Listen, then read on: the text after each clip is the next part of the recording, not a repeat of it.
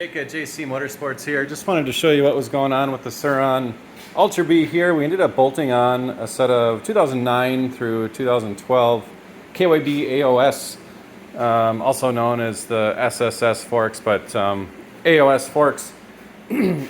Air oil separation basically is what's going on here because there's an inner cartridge. So as for the triple clamps, they bolt right up, no problems there. The offset is actually the same for the lower wheel. You can bolt on a CRF wheel with no issues, minus that is a 240 millimeter rotor and this one is a 270 millimeter rotor, so you'd have to swap the rotors over along with the reluctor ring if you guys wanted the traction control, or it's called ASR on these bikes. So don't judge my bracket here. I'll make something a little bit more pleasing to the eye later on, but for now I just kind of wanted to see how everything was going to work out, and I'm quite pleased. So going back to some of the other bits, this lower lug, excuse the mess, been doing a lot of swapping and a couple different things here, but this lower lug on the CRF just doesn't quite fit. They just changed the spacing just enough where you can't bolt the Surron fork guards onto the CRF forks. So not a big deal. Those are CRF fork guards that are on there. So short of that, it changed it to 290 millimeter with the stock forks here, to 310 millimeter here on the front for overall travel.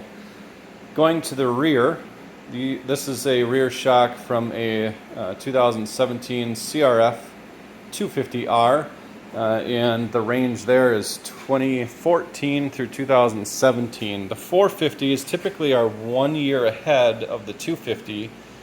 However, you may want to check on that. So in other words, don't be yelling at me, I guess, if you go buy something off eBay and it's not quite the right shock, because this is a 2012 CRF 450 shock, and this one is actually a little bit too long.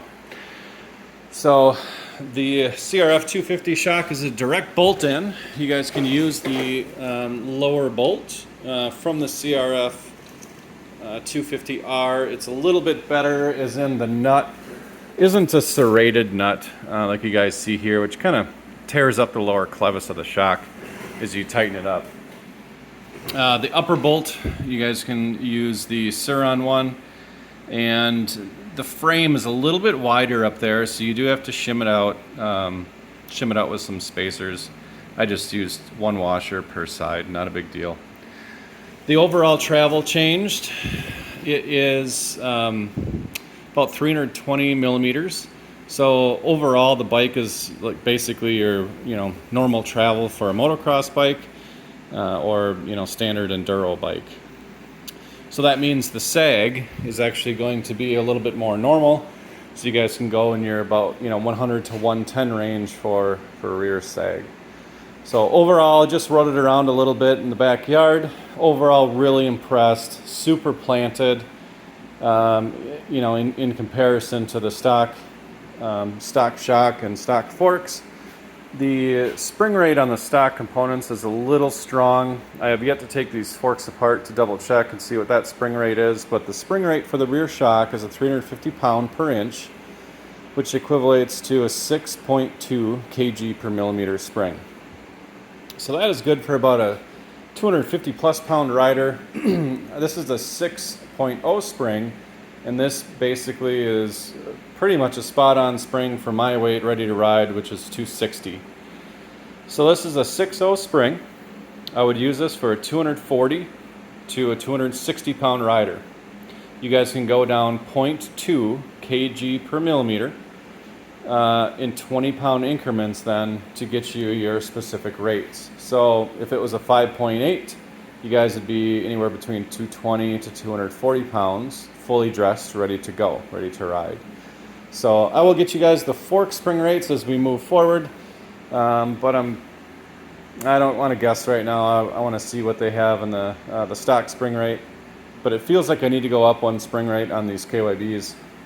and I know these are 48s, 0.48. So I'm guessing we're going to be in the 5.0 to 5.2 range, you know, for the KYBs, trying to make the chassis balanced and making sure that everything works in harmony the way it is. However, right now, super nice improvement for the bike. I realize this is semi-expensive to do. However, I just wanted to give you guys some different options for, you know, for different suspension bits. If you guys do want to just valve your rear shock and or buy a rear spring, you guys are more than welcome to do that. Happy to help you out. You guys can find me at JC Motorsports LLC on Facebook, or give me a call, 920-851-9857. Be happy to answer your questions, guys. Thanks a lot.